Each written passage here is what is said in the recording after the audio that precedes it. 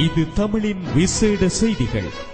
ஸ்ரீலங்காவின் அதிபர் மகிந்த ராஜபக்ஷ இன்று கொடூரமான முறையில் கொல்லப்பட்டுள்ளார். இவர் இன்று பிற்பகல் 9 மணியளவில் எல்லாளன் படையின் குருசூட்டு தாக்குதலுக்கு இலக்காகி கொல்லப்பட்டுள்ளார். கடந்த தினத்தன்று தனது தாய்மண்ணை முத்தமிடுவதாக கூறி விமான நிலையத்தில் மகிந்த ராஜபக்ஷ முட்டுக்காலில் இருந்து தனது தாய்மண்ணை முத்தமிட்டார்.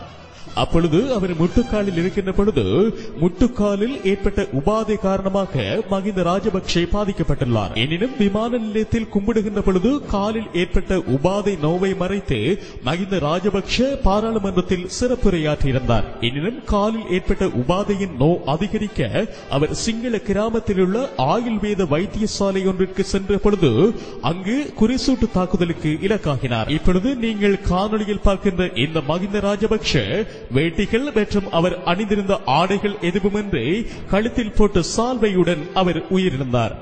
இது விசேட செய்திகள். தொடர்ந்து நமது முக்கியமான செய்திகள் அவ்வப்பொழுது விளம்பரம். தொடர்ந்து மனிதர்கள் உங்கள் தமிழோடு. காமெடி கண்ட்ரியா